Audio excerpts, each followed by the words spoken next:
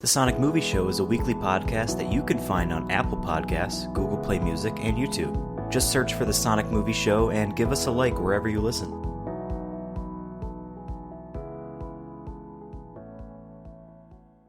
What's up, Sonic fans? Welcome to episode 30 of The Sonic Movie Show, the only show that's about Sonic news, and the occasional Sonic movie news.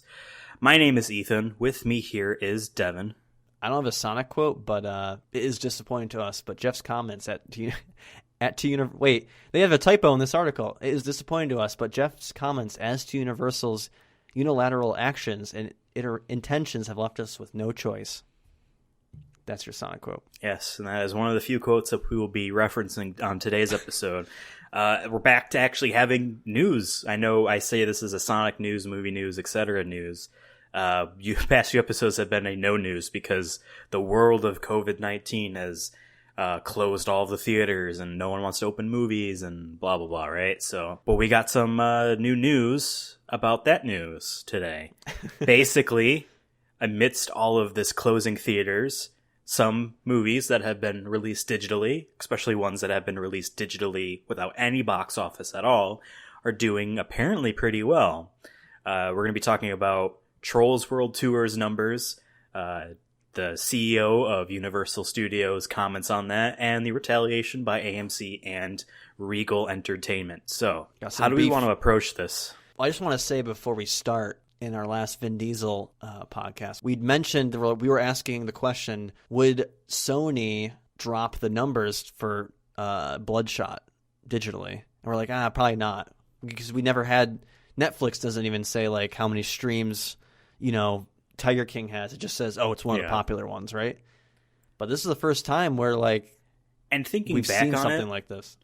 Because I remember in that episode, we were like, well, what's the difference between us not ever knowing how many copies of Strays was purchased digitally on Amazon Prime versus the fact that we happen to know the budget and box office sales of Strays when it comes to theaters or whatever. And I think the difference between that is there is a gigantic organization for the movie theaters, NATO apparently, as well as MPAA?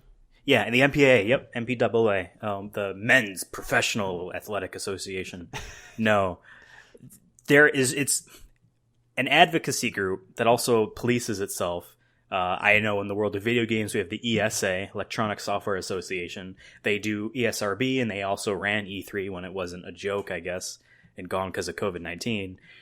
Though because of those things, because of these organizations, sales on video games have to be public. And I think because of that, because of the MPAA, box office sales have to be public. Budgets have to be shown. And because people don't really care about keeping secrets when it comes to the movies they're making, because, honest to God, any news of Indiana Jones 5 is going to make people more excited than no news of Indiana Jones 5. Exactly. As opposed to bam, all of a sudden we're remaking Final Fantasy 7? Oh my God. New Star Wars out tomorrow. Right. So I think that's the difference. Amazon is not a part of any organization besides the Trillionaire Club. So they don't have to keep any of that public. So, but apparently it is obviously it behooves a successful business's surprised numbers. I don't know what I'm trying to say here. Universal is very surprised by how well Trolls World Tour did. And they wanted to let everyone know. And it did an exceedingly amount of money, apparently more in 1 week than the first movie did in box office in 5 months. It's trying to pull up that number here. Pulling in nearly $100 million revenue through digital sales alone and more than 5 million copies sold. Yeah, which is insane. And that was like a $20 movie, I'm pretty sure. Was that one a lot of that was to families. Rent? I don't know if it was rent or... I think it was one of those rent for $20, purchase for $25. I could have sworn I saw a movie that was like that. It was purchase for $25, rent for $20, and I'm like, I know in the case of Bloodshot and Birds of Prey was $20 to buy, and there was no renting option. So we have it. But I also thought that because Trolls World Tour was never in box office, never in theaters, and it was straight on digital, that there might have been a renting option, or it might have been just renting. because they still might want to get their buyer Blu-ray thing. So who knows? But what we do know is that Universal is looking at this as the potential way of the future, which is another thing that we were talking about, like you said. Like months ago, we were talking about it, yeah. This does really well. It behooves them to try it again, but I guess there's something called windowing, Devin, and there's actually deals and contracts, and there is, a mutual understanding of shared profits, and fucking over a party in that profits end up barring you from making any in that This started aspect. off as like Universal being like, hey guys, isn't this awesome? And then everyone's like, wait a minute. All the other companies, like a day later, I remember we saw this as it was breaking on like Twitter, where I saw a tweet that was like, wow, Trolls World Tour did amazing. I'm like, huh, interesting. Thought nothing of it. And then like I think either that's like later that night or the next day I saw it's like AMC is no longer showing Universal movies, and I'm like, what is this? Where did this come from? But you're right. There's got to be contracts involved. Like, why does AMC get a cut from that? Probably not.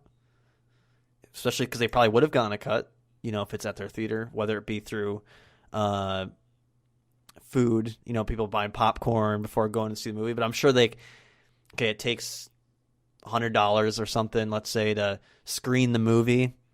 And then let's say they sell half the tickets. Okay, they get $1,000. Okay, $900 profit for them. You know what I mean? So like, I can see why they're pissed, but this is still crazy though. No more Universal films. This does look on the outset of an overreaction on AMC's part, but if you really look at it, the suggestion from CEO of Universal, Jeff Shell, he says that, this is something that we're probably going to do, where we'll release them on both digital and in theaters at the same time, because this did so well for us. Because their numbers of in like 1 week or whatever it was, World Tour outsold the first Trolls movies tickets sales for the first 5 months. Right? You look at that success and you're like, well, duh. But there is enough contracts and there's enough respect of like there's like, okay, again, I know a lot about video games, and you know quite a bit about video games, more than you'd like to lead on. So this is this is the position that we're coming from in this instance here. There's a lot of competitors in an industry, and the first one starts to kind of stand outside the agreed upon circle that people stand in a bit, everyone's going to want to walk out. Video games are $60. No one sells like, Far Cry 6 is $70. There is no like that. But as soon as some company is like, well, we could sell Far Cry 6 for $65, then Doom 3 is going to be $65, and then, well, Elder Scrolls 6 is such a big expansive game, it's going to be $70. 2K. Once right? The big hitters start dropping at 65, that'll be right. It. So like, but the natural assumption from the consumer standpoint, and as well as on a competitive standpoint, it's $60. If we start to undercut, and it actually does work out for us, someone else is going to have to undercut. So let's all not take away too much money from the amount of money that we could be making right now, right? Now, obviously, the getaway from this is microtransactions and deluxe editions, gold editions, $300 plushie editions, right? That destroy all humans, $400. That's $400, and you sent me that to me, and you're like, "Oh, are you going to get this?" Like, I assumed you were saying that in jest. Like, yeah, no. I'm like, I bought 2 copies of Final check. Fantasy VII. I'm not buying just like graphical remake of an old game for $400. But in any case, there is a respectable window of time between having your movie out in theaters initially and when you have it available to buy or rent in some home capacity format, right? Mm-hmm. This, even though, like, obviously there are contracts for a lot of this stuff, I'm sure, but none of it is a universal, you have to do this or you're breaking the law and we're going to sue you. There is no, like, nothing like that universally. It's respect. And so the idea that proposed by Jeff Shell, where they might do this in future movies, I think he does say the word might, or he doesn't say it as a definitive, we will do this.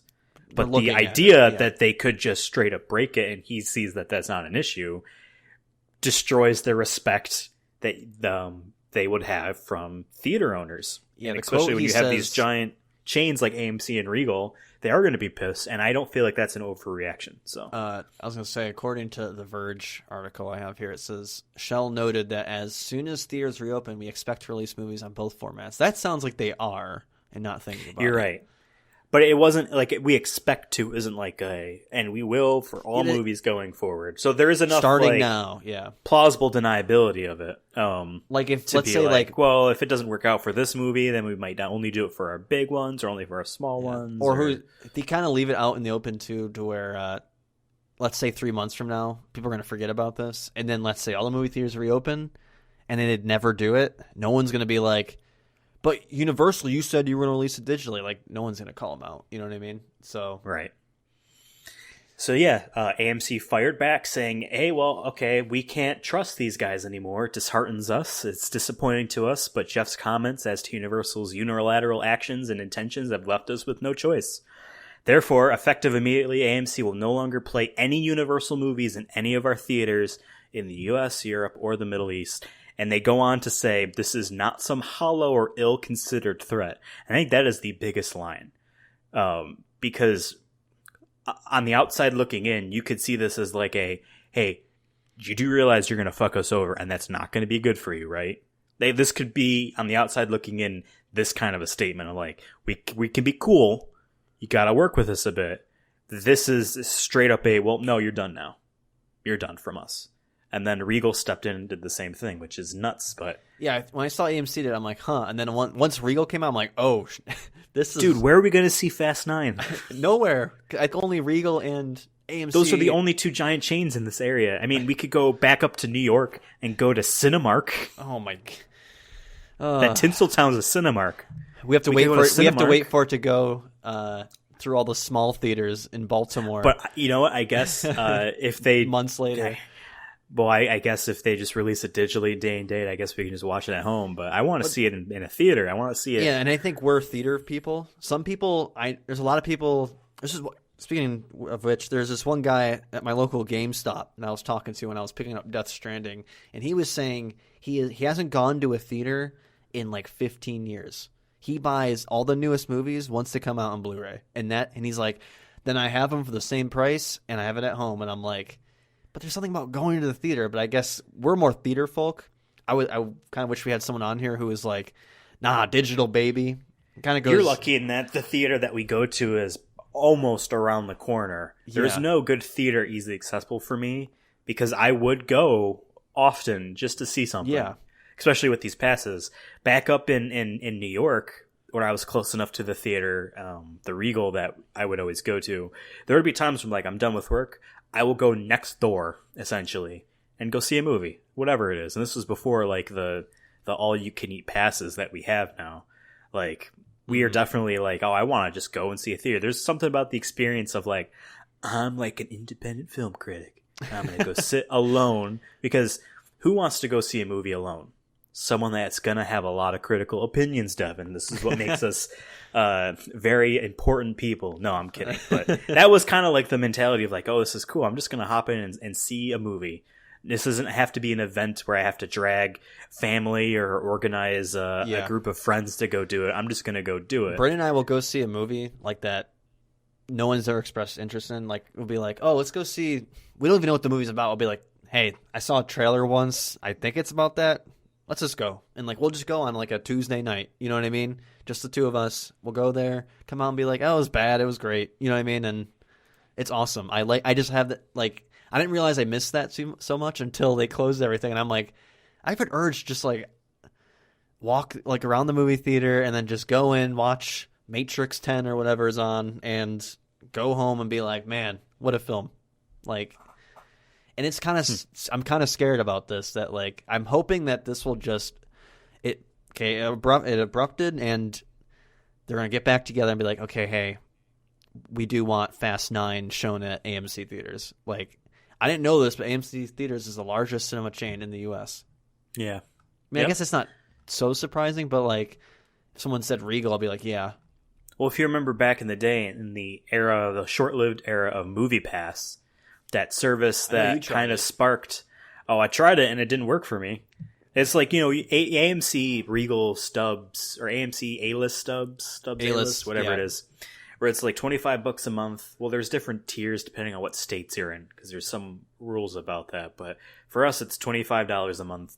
You get to see 3 movies a week without having to pay ticket prices on it. Essentially, that's what it is. So 12 movies at your most, essentially, right?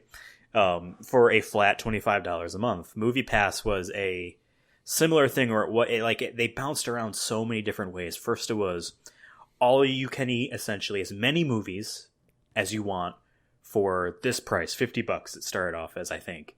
And then they kept dropping it. I jumped on when it was all you can eat movies for $10 a month. Damn. That's an insane price. And I jumped on it. And then it didn't work for me. I went to go see, I guess it was The Last Jedi. What? Maybe it was... No, it was The Last Jedi. Yeah, straight up. And it just straight up didn't work. The idea for that, though, was like, because this wasn't a movie chain, they gave you a debit card in the mail. And so, like, okay, they would check your phone when you're in the app to see your location if you were at a theater. You'd say, I'm seeing this movie at this time. And it would look it up, be like, okay, that ticket is $9.87. We just put $9.87 on that debit card, pay with the card. Huh. Essentially. That's how that works. Interesting. Yeah, because, I mean, how would you make that work? Without having to get cooperation with the theaters. This is how they make it universal. They just looked up the price. And it was very cool. It was a bit weird to and felt sketchy to try paying with a random debit card, you know what I mean? That might literally have nothing on it. And it just didn't. Declined, and they're like, And they were so sketchy. This was by the same guy that started MoviePass was the guy that started Redbox. And they were sketchy in that they would be, he would send his employees to random Best Buys to buy all the copies of a movie that was coming out, that came out that day. They would take out all the digital codes and sell them on their website. Hey, you know what? You know what I mean? Gotta start a business somewhere. But it just didn't work for me. Straight up, it just did not work. It didn't want to put the money on there. It didn't want to accept the ticket thing. And then you find out later that they were actually throttling people. They were changing people's passwords on busy days so that they couldn't log in. What? Because they didn't want to lose too much money in a day. Yeah.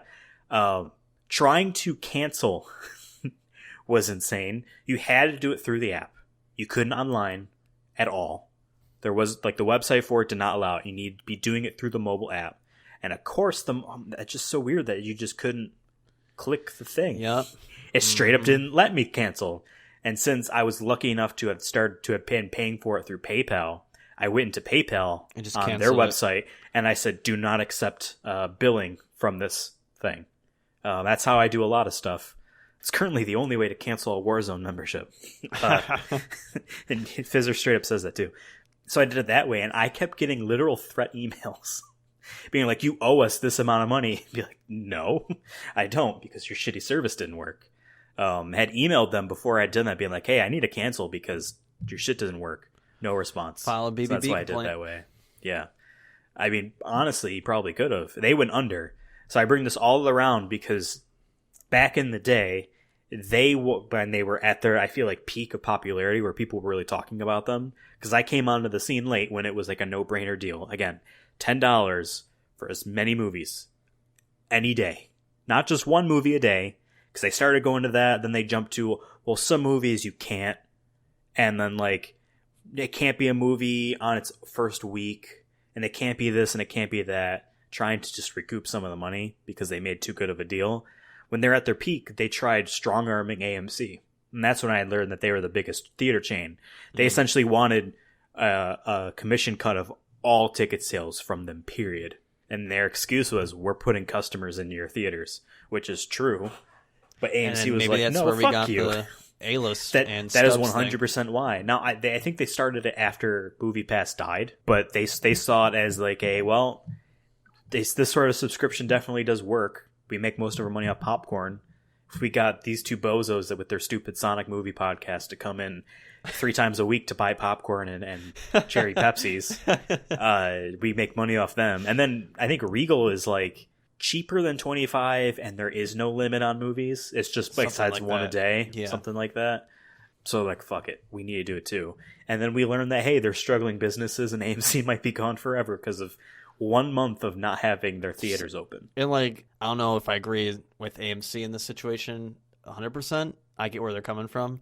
But I still don't want my local AMC to go under because it is a very nice theater, and it just fits with like the rest of the aesthetic of because it's in like a little like outdoor mall kind of thing. And yeah, I would hate to see that go under. Yeah, it's one of the AMCs that has a bar. Yeah. Who the hell sits down and orders a martini because all my movies in 40 minutes? My one friend that when we went to go see Ma, he got a like 2 drinks from the bar to go in the theater with, and I'm like, I love too that the AMC intro video when you're seeing a movie and it talks about the bar, at least the one that we go to, shows a woman with a wine glass sitting in the chair. Like they don't even give you a wine You can't fit that in the cup holder. She's got to hold that the whole time. It's so dumb. But She's you know, they're movie. trying, just like GameStop is trying to find a way to make their locations feel like a niche hobbyist like destination. AMC, I feel like, was trying to do that too. Hey, this is a place to hang out, go see a movie, essentially. Which is cool. I wouldn't be surprised if they could. You know, there's a Cold Stone right next to AMC. If they could try to buy a specific niche food thing, like an ice cream place chain. Oh my gosh, yeah. You know what I mean? They would. I feel like they would. Cold Stone and AMC, just take me out back. Cold Stone is owned by the Tim Hortons company, which is owned now by Burger King. So the 3 of them are 3 peas in a pod. It's Monopoly. No, not really, but if we're all owned by one thing, is it not a monopoly? Well, no, a monopoly is like nothing can Burger compete with King, one another. He's already if a Burger king. King owned all of the hamburger places, that's a monopoly, I guess, because you can only get a burger from the king. I'm saying he's a king. He's already rich. He already has royalty. Remember that Burger King 360 game? Sneak King. Oh yeah, I think I know what you're talking about. Yeah. What the hell? So you gave your perspective on AMC's decision here. I see a lot of a desperate floundering, but one I feel that is justified enough. Like one of your biggest suppliers of revenue says, you know what? We're just going to make more money by not really giving these guys as much money potentially. And it's just complete disrespect. I don't want another Blockbuster scenario. I mean, we do see that in the AMC app. There's the ability to like stream movies. I haven't tried it. It's very limited.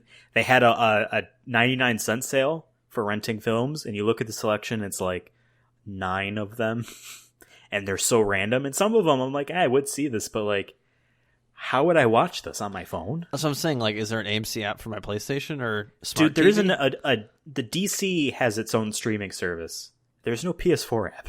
What the hell?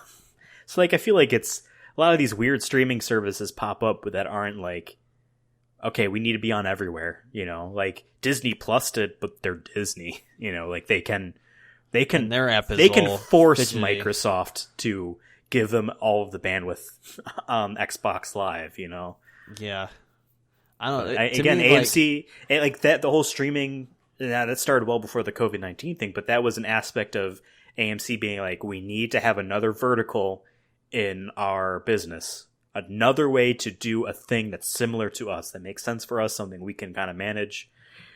We need to do this because we need to be making money. As we saw, 1 month of no theaters being open is killing the company. I mean, straight up. Now what, 2 months? Because March 13th, I remember it was like one of their last days where Bloodshot was one of the last opening movies. Wow. So yeah, basically in like a week and a half when this comes out. It's gonna be, yeah. Well, okay, it's gonna suck. I mean, like if this goes through, okay, let's imagine a world now where, let's say by the end of this month, if not the beginning of next month, beginning of June rather, theaters are open again, regardless of if COVID-19 is done. Let's say they do their every other seat practice, or you know they cut the number of seats. Whatever they do to be open again. Let's say they do this. Yeah. And Universal's like, well, okay, well, we actually aren't, or like they do follow through with no Universal movies, and AMC, I guess Regal would be doing the same thing. You would have to like not see Fast 9 in a theater. We would have to see it on our phone. trying to think of all the Universal, like besides Fast. Like I know they own. You wouldn't be able to see your next Jurassic Park movie. I know, well, 2022 baby or whatever it is. I'm trying to think. The no, it's Legendary. But doesn't Universal own like a lot of like? It's just smaller ones. Everything random. So it's gonna be like, oh hey, you can't watch. Like I'm gonna be so disappointed if there's like something I see and I'm gonna be like, oh, I totally forgot this is owned by Universal. And I'm gonna be so mad. I wouldn't know what to do. I really wouldn't know what to do because I honestly don't like. I don't mind watching movies at home, but like I don't want to see the next Star Wars on my couch. You know what I mean? Well, they own DreamWorks. God damn. I mean, I haven't seen a DreamWorks film really. But like that's a giant still, yeah, for money families. Maker. But I guess maybe Trolls World Tour is definitely a family film, and if it did that well, maybe families are like, it's cheaper to just buy this movie once for my 4 kids than take every single one of them to the theater to see it once and then never see it again unless I buy it again. So that makes sense, I guess, with how much money they made. And with the stimulus, I wonder checks how out. much of Trolls World Tour's success on its on-demand showing is due to COVID-19, or is it literally just a hunger for getting the movie at home immediately? Like, I say a mix of both. Like Bloodshot, I think we both agree Bloodshot wasn't going to make its budget back. But if this desire for new movies, seeing them immediately streaming without having to go to a store or buy a disc or wait for Amazon to deliver it, if it's just immediate access like this, is there enough of a hunger? Is this literally like a rising tide lifts all boats? And like all of these movies, Birds of Prey makes its money back, Bloodshot makes its money back. Yeah. Picture of a Lady on Fire, I think that was one of the movies, right? A few other movies that are Bloodshot levels of potential failure commercially. Could they make their mony back? Or is it literally like, this is a for 2020, a tentpole animated movie that is in a weird circumstance that is a sequel, so it's a known quantity. You know what I mean? Like, is this all the success of it just because of those things, or is it literally like I want to see Trolls World Tour at home? I think did the McElroy brothers just buy all those tickets because they're in the movie now, or I think it's more so parents are probably sick of their kids at this point. It's been a month and a half of no school, and probably for the rest of the summer, and they're like, let me just put this shit on. You know what I mean? And also the fact that like it's expensive to take, like, okay, even all me, you, Bryn all have the movie pass, right? Okay, awesome. But you can't get one for every one of your kid. Then you have $400 or whatever. Not $400, like $100 a month, and that's still expensive. Yeah, I wonder. Like, they think there are children pricing tickets at AMC and stuff, but still, that is a good point. That's not the kids gonna want the popcorn. model isn't meant for a family of 5. I think that's one thing they need to change. If they do reopen, they need to find a way to be like, if you're in a family, it's $30. Straight, like, yeah, 30 I mean, straight. like, this is not apples to apples, but Nintendo Switch Online service. You can play online video games as well as a few other features for $20 a year. There are month-by-month things, but at its cheapest, it's $20 a year. But if you want to have up to 8 people tied to that, it's $35. Less than the price of 2. Like, I wonder if they could add for some 8 sort of people. movie pass so that's just for like if a it's family of 4. $25 for us, make it $40, and it can be up to 6 people can go. So that Bryn and I can go and maybe invite a friend or 2. Well, they might have to do it something where like accounts are tied to it. Maybe Maybe you might have to register people. Like, okay, this is Devin. We have we have his full name essentially. You need to maybe you need to register people, and like if it's a smallish limit like 6, then it would be a pain in the butt to try to remove someone because, well, now Jimmy wants to come, now David wants to come, and I already have 5 people on here. I need to kick Ethan off. Yeah, or sorry, you need to pay for your own ticket. They need to make it inconvenient for the people that would want to abuse it.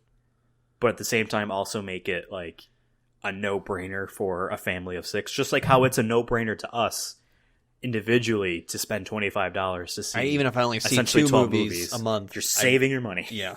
And then obviously you get discounts on the popcorn and shit, and you get to reserve your seats online, which I feel like should just become a part of buying a ticket online. But whatever, AMC makes that a service if you're just a random person. If you're an A-list, you don't get the fee.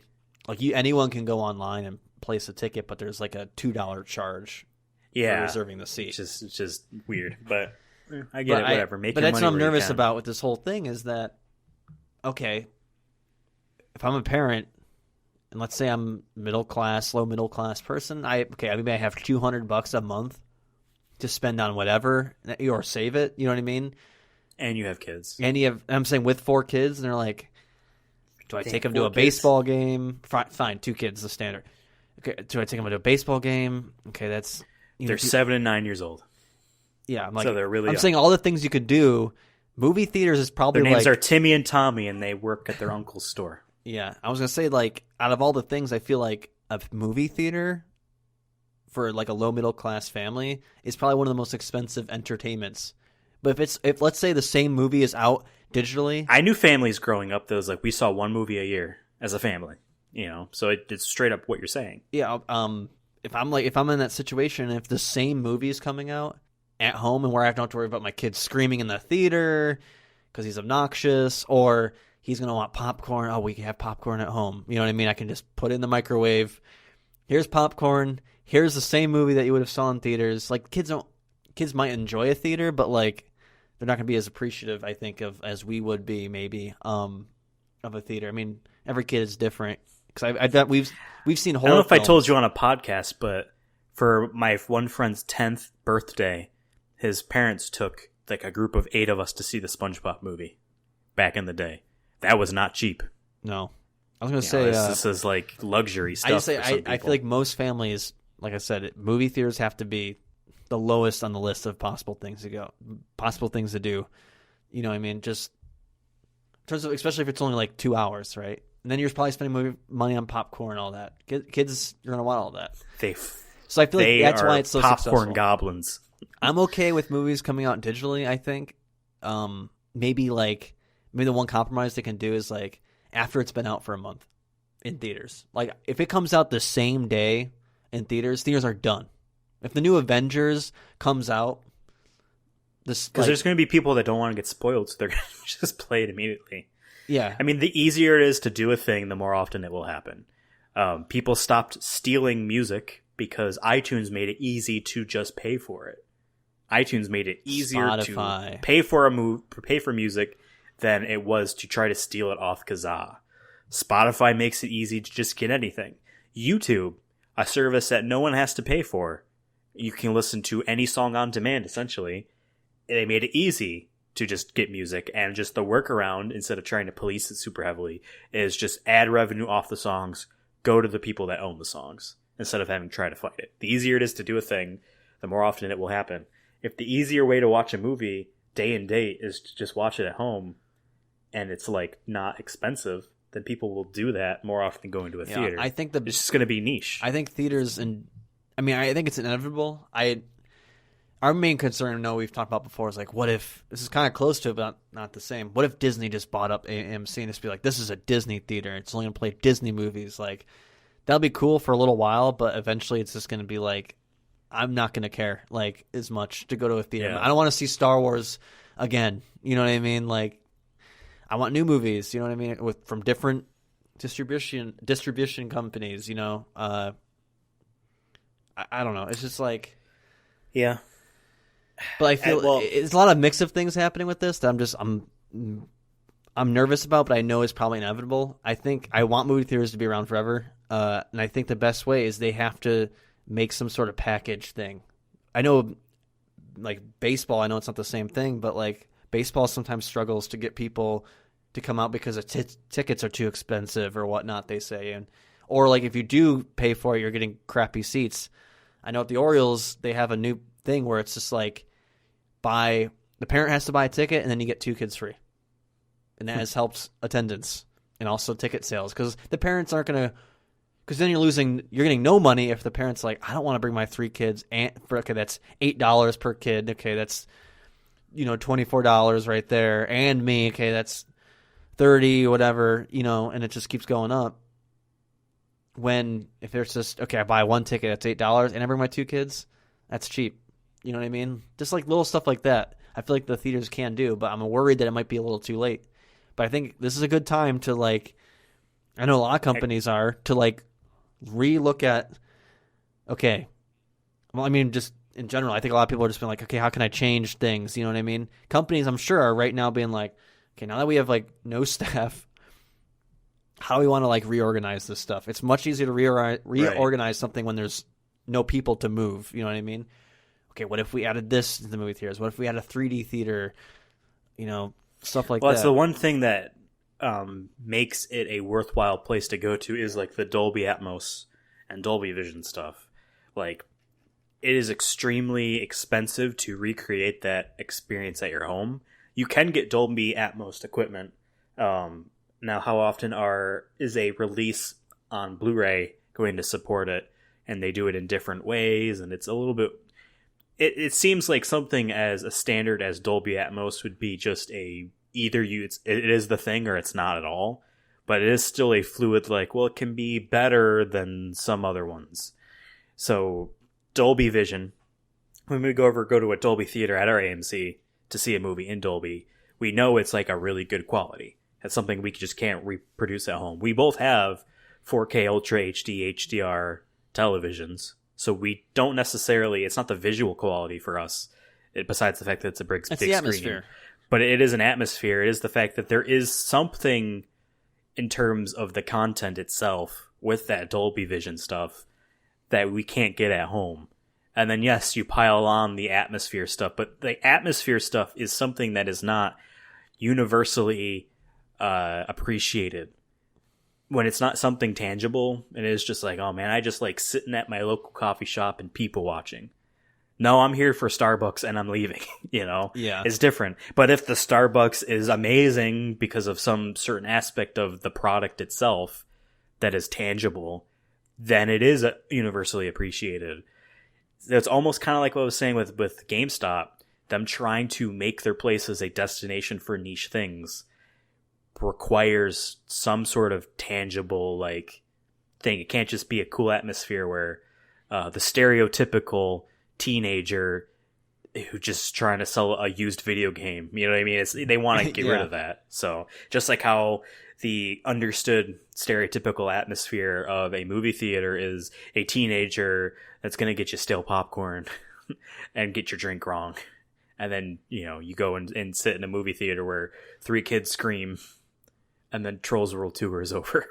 And you go home. And you're like, oh, man, I could have just watched this at home for $20. It's a struggle. And considering the fact that the profit margin on the ticket sales themselves is so slim, it requires a mass amount of sales to make a profit, which is why popcorn and all that stuff is expensive. And it is a gamble. It is a gamble with the AMC Stubs thing to do that in the first place, because there is the chance that they might lose a lot of money. And they didn't. I think it was a big success for them. But not one where it's like, oh man, our company doubled overnight, because obviously it didn't save them. So they're going to try as many things as they can. And if they need to stand their ground and not be pushed around by Universal Studios, then I guess that's something they're going to have to do. It's exciting times. Here's a crazy idea. Here's something that streaming services do. You have different tiers in streaming services. We have basic Hulu, so we get commercials every 10 or 15 minutes, and it's it can be annoying at times, but you get used to it, right? Oh, it's annoying when it's the same commercial over and over. Yeah, again. It is. I've muted the TV before. I get the one dating app, and it's these 3 handsome guys. I'm like, you would never see these men on these dating apps. All right. I always get the one where it's a guy was distracted while driving and he sees the ghost of the kid he ran over in the backseat of his car. Essentially was that. I always would get that one. But would you, let's say maybe the one way to make ticket sales cheaper. Let's say they can't implement a system where you have a family pass or something.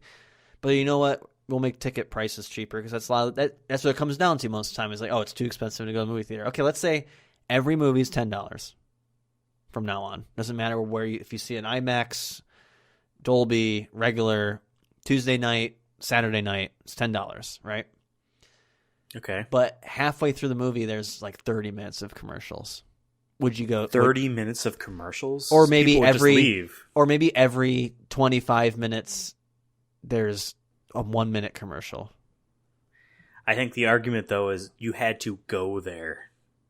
You had to go to a movie theater. Yeah, I mean I agree. I was just like I'm trying to think of ways that like that's a downside enough as it is. There needs to be the opposite where it's you would have an ad $10 theater. And it comes with a free drink, you know, or do the crazy thing where it's free popcorn and then you get thirsty, or something where like they need to make it a no-brainer of a deal, not I got the shitty version, I got the shitty tier because it's the cheapest and I'm miserable because of the downsides. Just imagine an ad theater, like one section of theaters for ad movies where like you watch it with one's ads. Smoking and one's not smoking. Yeah, just like here's what you do. So we have all these 3D projectors, right? Yeah, produces 2 images at once, right?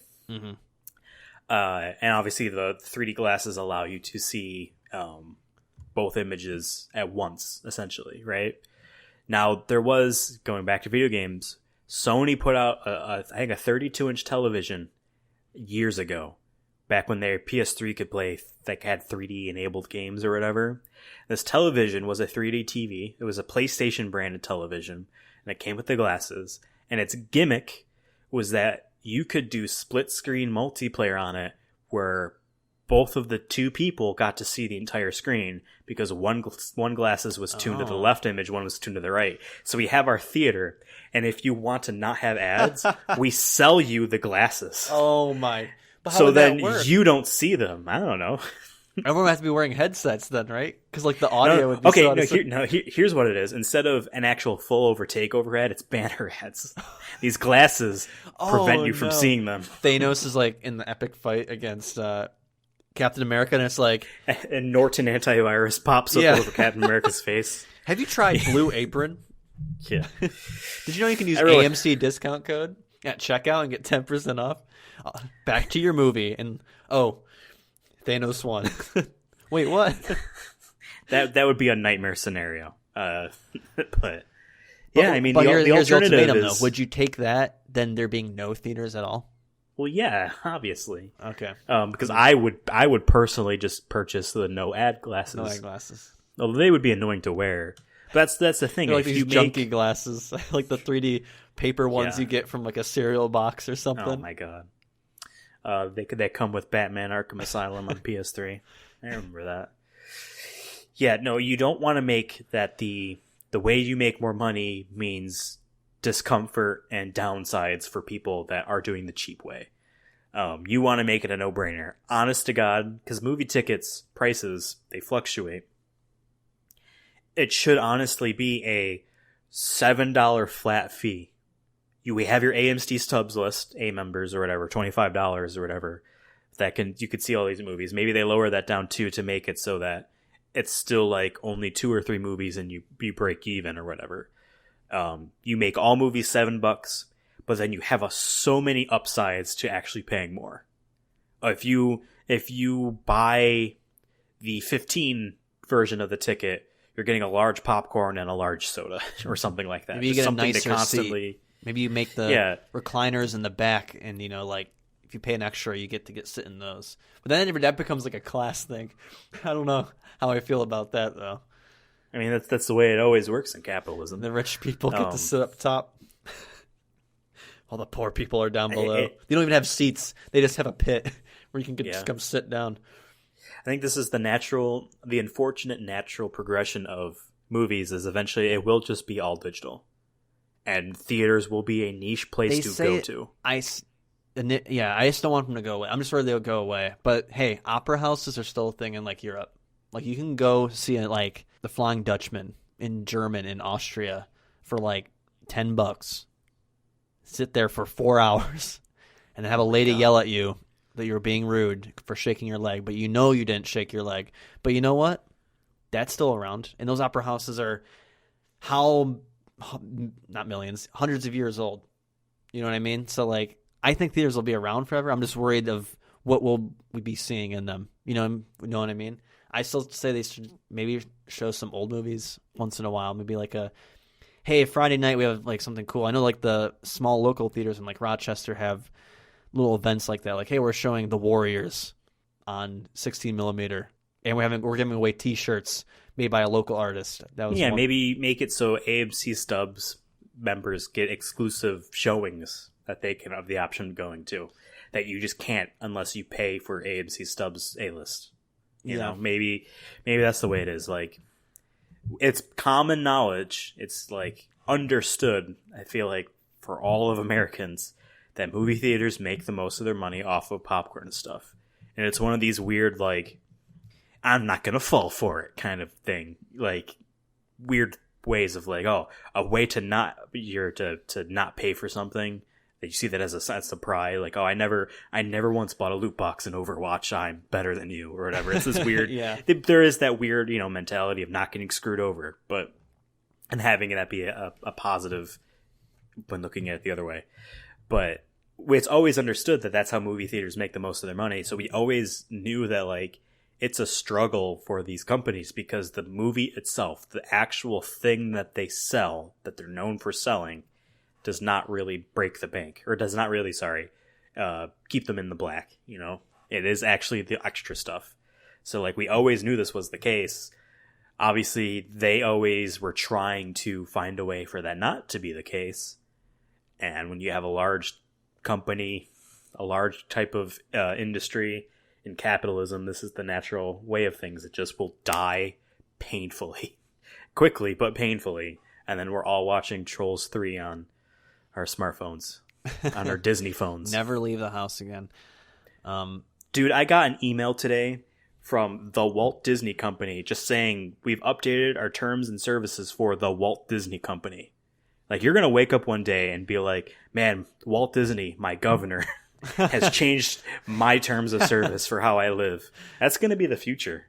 It's going to suck. Hey, at least we might be having cool, like, biker jackets or something like Blade Runner. That's my only, like, positive out of, like, a Blade Runner-esque world, is that at least I'll look cool. Yep, because that's all people really see when they look at cyberpunk stuff.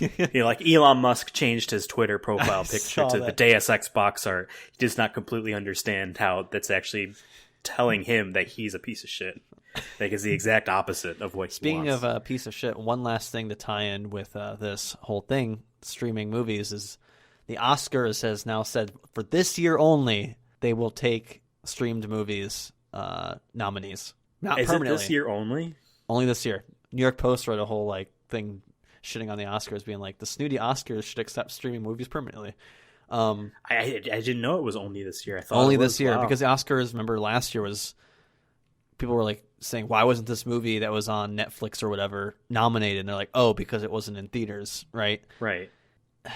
Everyone already, I feel like people are starting to hate the Oscars now. Generally, maybe just because they're 14 hours long. Maybe just my Twitter feed, but like, now that they're accepting, I'm like, why don't just, maybe they'll see how it goes and change their mind. But like, come on, like, it's still art. You know what I mean? Not saying you have to accept a YouTube film or something, but come on, dude. Yeah, it's whatever. I don't really care too much about the Oscars. Like, I'll see it and be like, oh, this movie won, good, cool. But at the end of the day, I'm not gonna be like, wow, that's bullshit. The only part of this year's Oscars that I actually paid attention to was seeing all of the people that didn't watch Parasite be upset that Joker didn't win Best Picture. Still won like Best Actor and stuff. But one last news that's Sonic related. The Sonic movie account did a tweet about Zoolander, and Zoolander tweeted him, and then they had like this weird Twitter thing. I don't know if you saw it. Isn't there a Zoolander movie coming out again? I'm not sure, but they were like talking about fashion and stuff, and I was like, that's weird. What a weird, like, what? Who owns Zoolander? If it's the same, like, studio, Universal? then I guess. No, Paramount is Sonic. Paramount is Sonic. I'm saying Zoolander, I think, is Universal. I don't know, but who is running both those accounts? Who's running Zoolander Twitter account during this pandemic? I don't Someone know. that wants to have a good time, Devin. Someone who's some intern. And I feel like we had a pretty good time today. Do you have anything else you want to add on this subject? That's it. All I right. think we covered it. Hopefully we don't speak these things into existence. I know we were kind of like, yo, what if there was movie theaters that was like Disney? We're the harbingers of so hopefully, the fate of if that happens, you theaters. can blame us. Yeah. Well, this has been episode 30 of the Sonic Movie Show, a show that you can find on Apple Podcasts, Spotify, Google Play Music, YouTube, Stitcher. It's not on iHeartRadio. It's on Pocket Casts. I think that's it. You can find it on places. You just search Sonic Movie Show, as you already Google have, Images. and you can find us. Yeah, you can even find, I'm sure, the album art on Google Images. In these places, why don't you go and give us a review, tell a friend, boost our numbers, please. We're dying over here. And then after you're done watching us die, head on over to Twitter. Find the show on Twitter at Sonic Movie Show. Find me, Ethan, on Twitter at Ethan Absolutely. Find Devin, if you're desperate, on Twitter at CURSONA YouTube. And ask us any questions about future movies, because apparently we're going to solve them. We just predict all this shit. So yeah, next week's episode is we're going to be talking about Season 1 of Avatar: The Last Airbender. So until then, bye.